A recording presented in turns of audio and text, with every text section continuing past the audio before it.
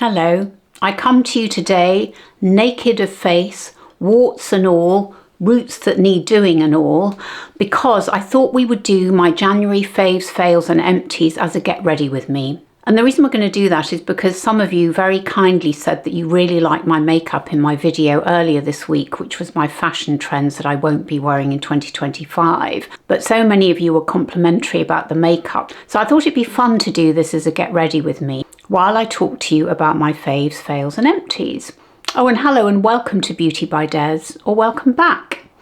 So what I'll do is I will list everything that I talk about in the description box below and in the top comment so that everything's easy for you to access should you want to. So let's get straight on with it. Just to let you know, I've pinned back my hair. Those of you who watched my video on Wednesday know that I'm growing out my fringe. I've decided, I've had it for a year, I think it's almost exactly a year, and I'm just a bit fed up with it. It's getting in my eyes, I keep having to trim it, and also I'm not sure it's my best look. So we're growing it out, and the reason I haven't done my roots yet is because I'm trying to time it so that I do them next week, because the week after that I'm getting my colour done again and I'm getting my hair trimmed. Right, I'm just tapping my e.l.f. Liquid Poreless Putty Primer, which is actually one of my faves. I've been using this a lot. It's the only primer I took on holiday with me when I went to France, and I absolutely love it. And I've realised, oh, I need to move my hair back. I realised I really only need it on the bottom half of my face, as it were, really on my cheeks and my under eyes and my chin and my nose. I don't bother with it on my forehead, I really don't need it there. But I do like it under my eyes because I find my concealer sets better if I apply it under my eyes. Now, the first product I want to talk about, and I'm going to apply, by the way, just so that I can get on with what my faves and fails actually are. The foundation I'm going to use is the e.l.f. Soft Glam foundation. That's the foundation I used on Wednesday. And interestingly, I'd sort of put it aside after I did the video where I showcased it because I was using the Laura Geller such a lot. But I really do love this foundation, and it just goes to show you seem to love it on me as well. So it is a really good foundation. Now let's talk about my faves, otherwise we'll never get there. So my first faves are a couple of perfumes. So the first one is by Jo Loves. So it's Jo Malone's own brand now. She gave up her actual Jo Malone, sold that to Estee Lauder about 15 years ago, I think, and she started her own brand called Jo Loves.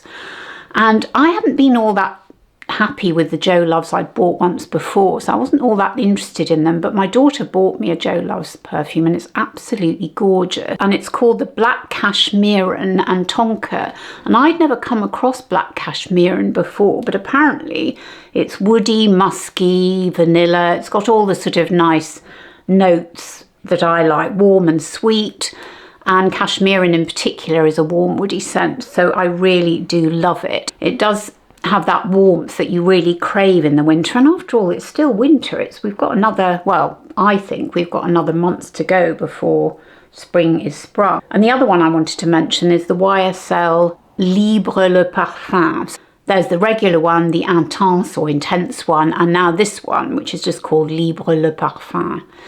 And this is my absolute favourite. It's the one that's got honey in it. Oh my goodness me. If there's one ingredient I absolutely love in perfume, it's honey.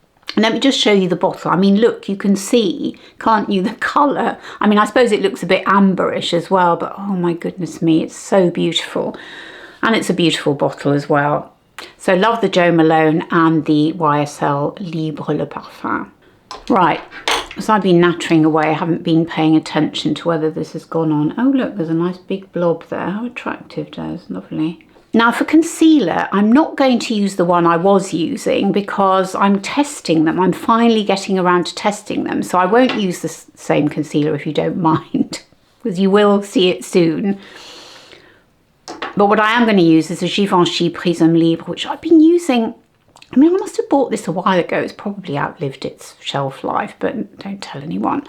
It's lasted very well, and I like the coverage. It's not too thick, it's not too heavy, it's not too light, it's just right. And where's my brush? So at the moment I'm really enjoying applying it with a brush, then patting it in with my fingers, and then finally with a damp sponge. Oh gosh, I've realised I've forgotten to put my eye primer on, but I'll do that in a sec, because actually that is also one of my faves. I forgot to add that to my list. And actually, while I'm doing this, let me tell you about my fave skincare product. Now, this is by Dr. Shah of Doctorly. So if you don't know Doctorly, it's a channel with two doctors, two dermatologists. One's Dr. Shah, one's Dr. Maxfield. And I think there are probably 3 dermatologists who I watch regularly, and they are one of them. Well, there are 2 of them, obviously, but they're called Doctorly. The other 2 are Dr. Dre and Dr. Sam, the British dermatologist. They're my 3 faves. And about a year ago, I think it was, Dr. Shah started his own brand called Remedy, and it's very small. It's only got a few products. But I thought I'd give their retinol a go because it sounded really interesting. And so I've been trying it over the last couple of months. Now this is what it looks like, and I've lost the top. I took it with me to France, and where the top went, I don't know. But luckily it's only this tiny little pump. Sorry, that looks a bit revolting, but I think it's okay because it's a pretty solid bottle, and you can see nice congealed retinol on the top there, but I think that's probably protecting what's inside. And what I really like about it is it's got some really interesting products in it, because it's not just retinol. In fact, it's got 2 types of retinol in it. I'll put them on the screen so you can see. But it's also got ingredients like bakuchiol, argireline, glycolic acid, niacinamide. It's a really fantastic set of ingredients, and I think it makes it more tolerable than retinol or tretinoin, because I do actually have prescription tretinoin as well, but I do struggle with it. So what I've done is I've put the tretinoin aside and I've moved on to the Dr. Shah Remedy, as it's called. The brand is called Remedy. Retinol kind of combination. And interestingly, just last week, I think it was, or earlier this week, Dr. Shah and Dr. Maxfield on Doctorly did a particular video. I can't remember whether it was all on retinol. No, I don't think it was. It was some, oh yes, it was. It was Retinol Hacks. That's right. It was a really good video. I'll link it down below for you.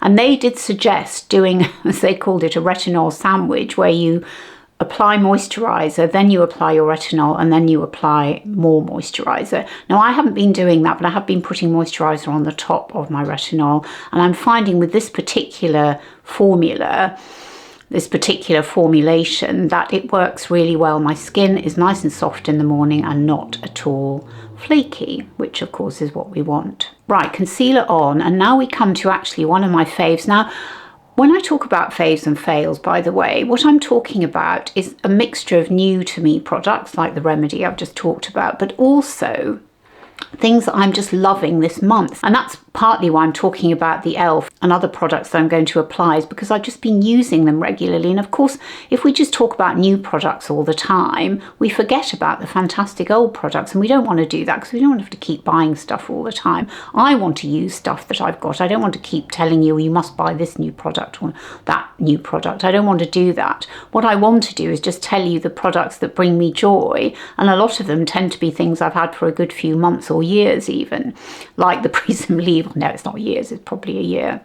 So the next product I'm going to talk about is the Charlotte Tilbury Hollywood Flawless Filter Powder. Now, I've been using that for years, and just to show you how well used this one is, in fact I can barely lift it up, but you can see, talk about hitting pan, and actually what's happened is it started to lift from the sides of the pan here, so you can tell it's very well loved. So I decided to buy another one, of course, because it is my holy grail, and I decided to buy a mini, but what I didn't realize is how mini this would be. I mean, look at it, it's absolutely tiny, and it was quite pricey, but actually I found it really helpful to take it on holiday. There it is, the dear little pan. It's so cute, isn't it? But actually, to be honest, it's fine. I mean, yes, it is expensive, and probably next time I would get the bigger one, but this is also really good for popping in your handbag if you're going out, so I'm okay with that. And on that note, let me now apply it. Oh gosh, no, before that I must put on the Milani, silly girl. Now, this is my other fave, the Milani Eye Primer. This is so good. Now, I have got a whole drawer full of eye primers. I've got Hourglass, I've got e.l.f, I think I've got Wet n Wild, I've got so many. But honestly, this is the only one that does the bizzo. It really is. I don't know why, what's in this that makes it so, but it really is fantastic. So let's just put that on. I'm going to have to let that set for a minute. So while I'm doing that, actually I was going to go on to books, but let's leave those for later on. I think that has set now, that's fine. Right, a quick powder of the eyelids and the under eyes. I can see I've got a bit of dryness going on around my eyes, but we'll just have to forget that for now. Soldier on. Right, so while I do my eyebrows, and I'm using the Powder Louder by NYX for my brows, let me tell you about some TV. So while we were away, we were lucky enough to have a smart TV. So although I don't have a subscription to Disney or Apple, I mean I have had in the past, but I tend to only buy them for a particular series, otherwise it's just ridiculous. You could have subscriptions to everything, cost you an absolute fortune. I thought I would just get them for the period that we were away. And I've forgotten now which platforms these programs were on, but I will link them down below for you. And I know it depends where you are in the world as to which platform has which programs. Anyway, get to the point, Des. First of all, we really enjoyed watching High Potential. Now, I didn't know the lead actress. Her name is Olsen, but she's not one of the Olsen twins family. She's another Olsen with a slightly different spelling. Anyway, I thought she was delightful. It's interesting. There seems to be a popularity. And let me pause there while I use the Hourglass palette. I'm going to use the blusher today in the Hourglass palette, which has become one of my go-tos, but I did take it on holiday with the purpose of actually using it, because I mean, it is 90 quid's worth. I mean, I love it, although I don't use all the shades all the time. In fact, I don't use this one. This isn't really my shade, but I love this blush. It's beautiful. And I do like the powders and the bronzer. Maybe I'll use it more in the summer. So I'm not going to say go out and spend 90 quid. I really wouldn't, but it is a lovely palette. So going back to High Potential, there does seem to be a fondness at the moment for dramas about detectives who are not officially detectives and have some kind of, not superpower exactly, but some sort of specialism that helps them, that gives them an edge when detecting crime. So this one is about a cleaner who has these amazing powers of perception. I think that's what we'd call it. And because she's a cleaner, she sees all sorts of things that maybe a non-cleaning professional would notice. And because she's a cleaner in a police station, she decides to, one day while she's cleaning, she spots something on one of those boards that police officers create when they're trying to solve a crime with pictures and what have you. And she rearranges it, and then the police officers come in the morning and they go, oh, what's going on? And she fesses up and said, well, I did it. And eventually they decide to take her on. I really enjoy her character, and she's a single mum with a dad who is involved, but then there's another dad who's missing, and that plot is sort of running through it. But it is a really lovely watch. I suppose it's a bit like Elspeth in a way, which we haven't carried on watching, which I'm a bit sad about. I did find it a little bit silly. And now my husband definitely doesn't want to watch it, so I'm afraid we're not watching it now. Although I might try and watch it when he's not around, or if he's watching rugby or something. It's in the same sort of vein, except that Elspeth comes across as ditzy, but actually isn't at all. She's very sharp, whereas this woman is definitely sharp and confident as well, and a little bit rogue. She doesn't follow protocol. So I'm really enjoying that. So that was fun. We both enjoyed it, actually. And what they're doing with it is on, I think that's actually on Amazon Prime. And they're only releasing episodes every week, so you can't binge watch it unless you come to it at the end of a series, obviously. And I think it's almost finished now anyway. And there is apparently going to be a series 2. Now, let me come to a couple of faves. And these are the Naked 2 and Naked 3 palettes by Too Faced. Now, I bought this one a couple of years ago, I think. This is the Naked 2, and it's very neutral. It's about as neutral as it gets, really, but I am a neutral kind of girl, or I have neutral tendencies. Do I? I don't know, maybe I don't, I'm not sure. But anyway, I just like the look of this palette because it's nice and easy to use. The shades are not sort of controversial or difficult. I think they probably suit everybody. But then when I was in New York in October, I saw this Naked 3 and I just fell in love with it because it's got those rosy tones which I really love, and this is what I was wearing in the video on Wednesday. So this is what I'm going to use today. I've just looked at my brows actually before I do the eyeshadow, and I've realised I haven't done a really good job on them. They're still looking a bit sparse, so let me just redo them a little bit, just add a bit more colour. Right, onto the eyeshadow, and I'm going to start with this shade here. And while I'm doing that, let me tell you about another TV series. Another one that we enjoyed was The Gentleman. Now I think that was on, I can't remember what it was on. That might have been Amazon Prime as well. It might have been Netflix actually. I'm just going to take this deeper shade. Now I'm going to use the same brush actually. And I'm just going to apply that on the sides here. So yes, The Gentleman. Now that's a Guy Ritchie series. It's a little bit violent. So there was a bit of hiding behind the cushion at times, but you usually know when there's going to be some violent scenes. But it was really exciting. Yes, it's set among the upper crust of society as well as the low lives and people in between. And it's got Vinnie Jones, who's actually playing against type, and he was rather good in it. I liked him. The very good looking leading bloke who I didn't know. It's got Jolie Richardson in it. Of course, it's got Ray Winston in it. It would have, wouldn't it? Because he tends to play two type. And it's also got a wonderful young actress called Kaya Scodelario, and she's really good. And it's basically about villains, about drug running, but a lot of it is set in a beautiful country house somewhere outside London. And it's very much the Guy Ritchie style of the sort of freeze frame and the sort of quirky, slightly cartoonish filming style, which I enjoy. It's a bit of fun. And yes, like I say, there are some violent scenes in it, but it is actually a bit of fun, and I think all the acting is excellent, and I really enjoyed it. I think the last episode was a slight disappointment, and there is another series in the works, and I probably won't watch that because I think we've watched enough of these characters and we don't really need to see where they're going. Anyway, really enjoyed it. It was good fun. Now I'm just going to blend these together. And then the final series we watched in France was called The Perfect Couple, with Nicole Kidman, of whom more later. And that was, talk about being set amongst the upper crust, the very wealthy on, I think it's somewhere on not Long Island. It's somewhere up in north of Boston, isn't it? What's it called, that area where the Kennedys live?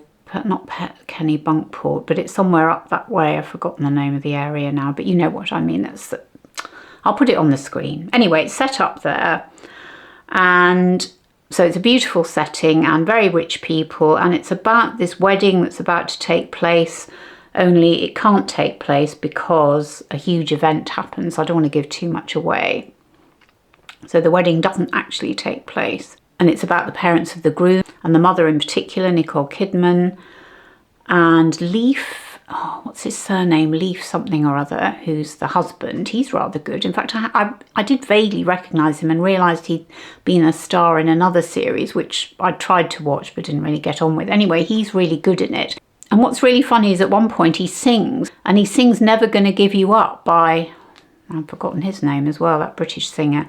And that became a bit of an earworm for me. I couldn't get it out of my head for a while. And I thought, how do they know that? Maybe it was a hit in the States. I don't know. I always thought it was a very British late 80s, I think, or mid 80s hit. It's that song, you know, Never Gonna Give You Up. So did enjoy it. The storyline is a little bit silly and there are lots of red herrings in it, so I didn't really buy the story much, but it's very pretty to look at. Nicole Kidman's great, so is this Leaf Schreiber, that's it, Leaf Schreiber. Oh, Ray, the series called Ray, not Ray Finnegan, Ray something or other. Donovan, that was it, he was in Ray Donovan. So it's Leaf Schreiber, who did play Ray Donovan. God, this is very convoluted, isn't it? Leaf Schreiber, who did play Ray Donovan, nice looking guy, married to Nicole Kidman in the TV series. It's a bit of fun, a bit of light-hearted, kind of light-hearted fun with some good acting. Oh, I'll tell you who also is in it. The daughter of Bono. She's in it. She plays one of the leads. So worth a watch anyway, to while away a rainy afternoon. Right, I'm now going to take this dark shade and I'm just going to line my top lashes with it. Now, let's talk about Nicole Kidman. I think I need to keep myself occupied while I do that because we watched her in Baby Girl. Have you seen it? Yes, very, very interesting. I liked the story and I believed it. My husband wasn't quite so sure he did believe it, but it's quite naughty. Oh yes, Antonio Banderas is in it as well, and a British actor who plays a young American in it. The story is about Nicole Kidman having an affair with a younger guy, but it's graphic's the wrong word. It's not really graphic because you don't see anything. You don't see anything graphic, but it's the suggestion of what's going on is quite graphic, if you see what I mean, if that makes any sense at all. And I thought everybody acted it really well. Again, the ending was a bit disappointing, I think, but even my husband enjoyed it. And I say even, I don't know why I say even really, but we both did enjoy it. I thought it was well directed, it was well written and believable, actually. I believed it. I don't think my husband did believe it quite, but I did, except for the ending. I don't know if any of that makes any sense, but I think it's interesting to watch from a woman's perspective because it is a mature woman. And someone in the comments said to me the other day that Nicole Kidman's 57. So she's kind of in our age demographic, not quite, but nearly as well. Okay, I'm 70 now, but I can still relate to it. I think it's a story that is kind of timeless in a way. And I think it's an interesting take because you don't often see an older woman with a younger man represented on the screen. Okay, some might say Nicole Kidman doesn't look her age. She doesn't look 57, but what is 57 these days? I don't know.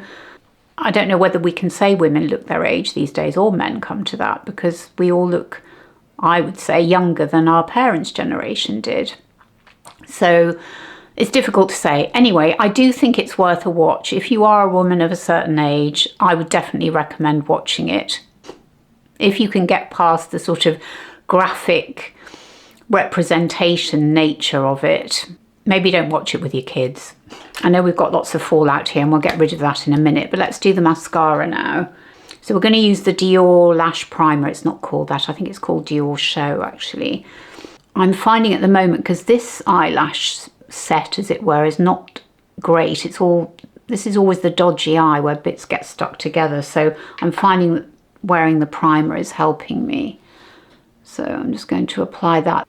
So we've talked about Baby Girl. Let me talk about another film that I saw called A Real Pain, which I think I did mention briefly in one of my videos from France. I just wanted to mention it again because Jesse Eisenberg, he was so sweet at the BAFTAs. Did any of you watch that? He was such a sweetie. I always watched the awards ceremony because it was a world that I was in vicariously through my mum. But I do enjoy watching it, even though some of the speeches are a bit long-winded. But he was very sweet.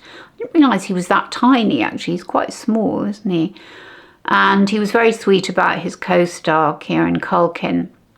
Now, I found the film a bit of a difficult watch, I have to say, even though the premise of the film is something I've always wanted to do with my cousin who lives in Berlin, because we share a great-grandmother or great-grandparents, and they were born in Riga. And we've always said, and by the way, sorry, I'm using the Maybelline Sky High mascara. We've always said that we would go to Riga and try and see if we can find any vestige or any information about our family. And that's because the premise of the film is the two cousins, they're actually first cousins though, not second cousins like me and mine. And they go to Poland to visit the grandmother's family home and also to go to the concentration camp that she was put in before she managed to escape. I think that's right. Anyway, correct me if I'm wrong if you've seen the film.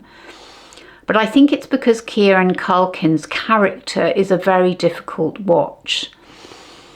And I'm not saying I haven't met anybody like that. I probably have, but it's not someone I would want to spend a lot of time with. And yes, he's quite not a misfit is an unfair word, really, not a misfit, but he finds social interaction quite difficult at times. And he's never really found his place in the world. And that means he is quite difficult to watch, I think. Whereas Jesse Eisenberg, he's not perfect either by any means in the film. He's more settled because he's married and he has a child, but he's not happy with his life either, or not completely. And he wants to foster the bonds that he and his cousin originally had, and probably help him out a bit as well, because his cousin doesn't appear to have very much money and doesn't have any friends either, really doesn't appear to have. And so it is quite a difficult watch, but I think it's an interesting watch. And so if you're interested in, and oh, and by the way, Poland looks absolutely gorgeous. It really does. And I do want to go to Poland. I will talk about that in my vlog next week, actually. I do want to go to Poland this year if I can. So I enjoyed it, but it wasn't an easy watch. I hope this makeup's looking all right. When you saw me on Wednesday, I wasn't in natural light because I filmed in the evening.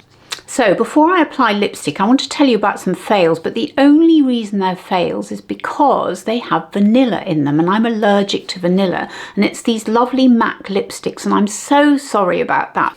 I should have spotted that without reading the ingredients list, because they do actually smell very strongly of vanilla. It smells like a vanilla pod.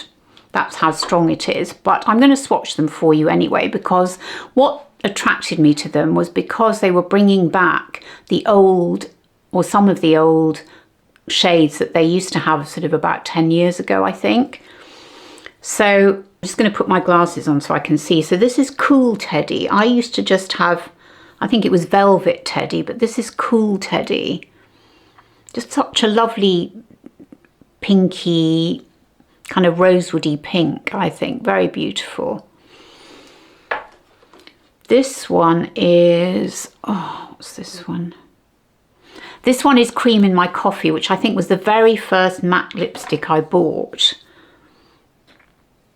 I mean, look how beautiful that is, isn't it? Absolutely gorgeous. Again, a sort of rosewoody, deeper rosewood really than the Cool Teddy. And this one is Myrrh, or Mare, actually it's not Myrrh, it's Mare, M-E-H-R. I mean, look, aren't they absolutely stunning shades? But unfortunately, because I'm allergic to anything vanilla, I can eat it, but I can't put it on my skin. It's a real shame because they are absolutely beautiful shades. Also, I like them because they've got that satiny feel to them. So I would definitely check out the lipsticks because they are beautiful. I just can't wear them myself. Right, let's apply some lipstick I can apply. And first I'm going to use the Lisa Eldridge pencil. This is the Sculpt and Shape in 2C. And then this is the lipstick I took on holiday with me to France, and I've been wearing it so much, so it is definitely in my favourites list. And I bought this a couple of years ago. This is the Revolution Pro Satin lipstick in Velvet. And I absolutely love it. Actually, do you know what? Let me swatch this for you. Do you know, that looks like Mare, doesn't it? Yeah, this is Mare. Let's see how it compares. Haha, that's virtually a dupe, isn't it? Not quite, but nearly. That's very interesting. So that's the Revolution and that's the MAC. There you go. We found a dupe. Right, we haven't yet talked about books or content creators, so let me do that now. This book, I thought I had talked about it, but I don't think I actually have, and it's called The Plot by Jean Hanff Korelitz. I read this about 3 months ago, I think. Now, I can't remember why. I think it must have been reviewed in the Sunday Times, and it has an endorsement by Stephen King.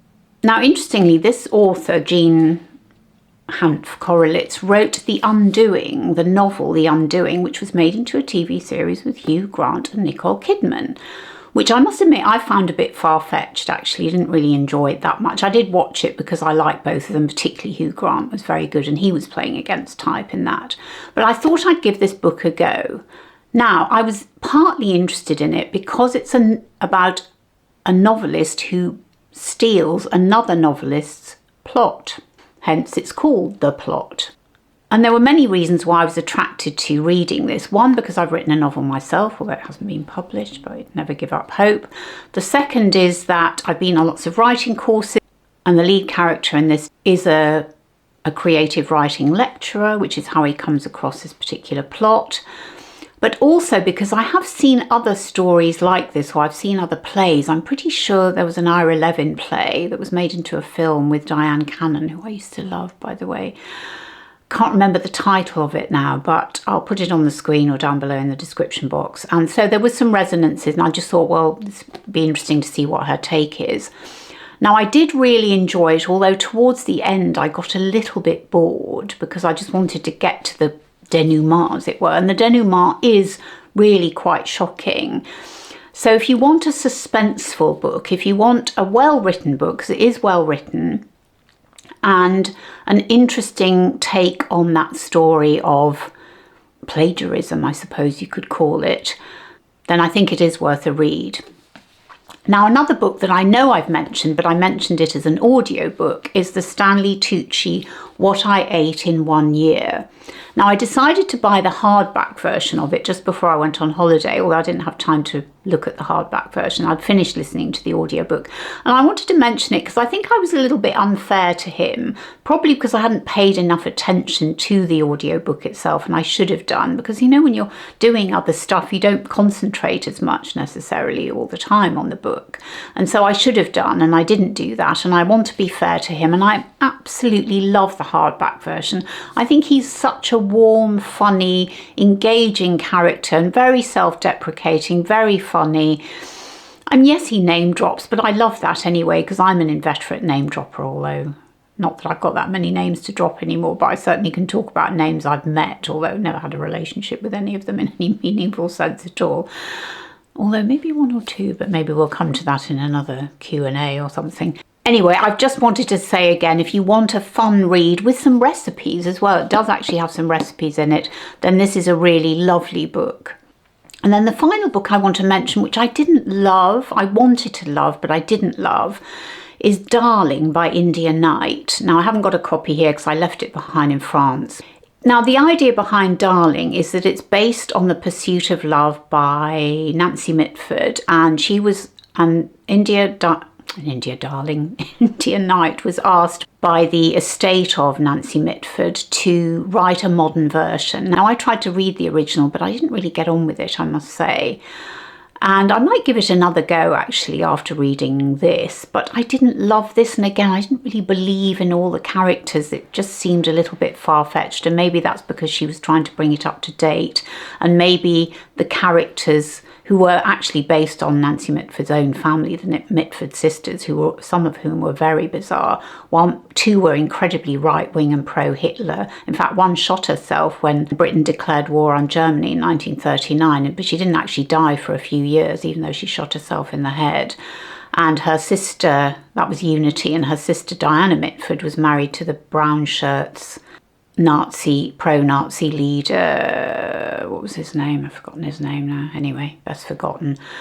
And then another sister, Jessica, was very left-wing and might have even been a communist, or certainly married to a communist. So they were very strange, a very polarised family, which doesn't really come across in the updated version, because you don't really, well, you do get that actually. I was going to say you don't really get that now. But anyway, she obviously didn't feel that that was important and intrinsic to the updating of the novel.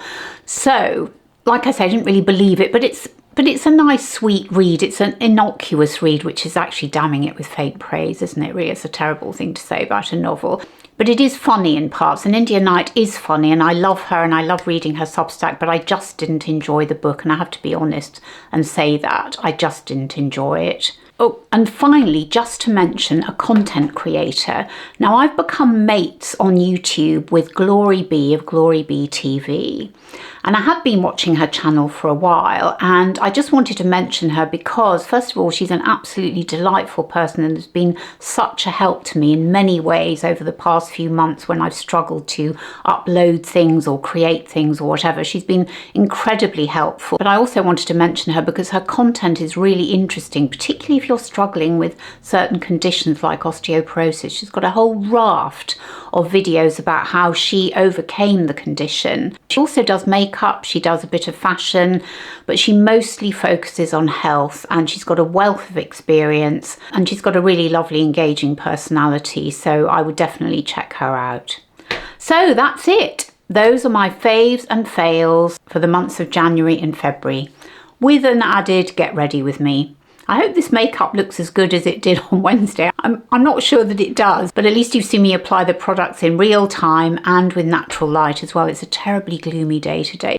But I'm very excited because this evening we're going to see the new Bridget Jones film, which I cannot wait for. I'm so excited to see, because I did actually read the book. In fact, I didn't read the book. I got the audio book again. This was about, I think, 2014 when we went to Vietnam, because I've got this image of me lying in this incredibly luxurious hotel in Vietnam listening to, oh, what's her name? This wonderful reader. I love her and I've completely forgotten her name. I'll put her on the screen, who reads the novel version of Mad About the Boy, which is what we're going to see tonight.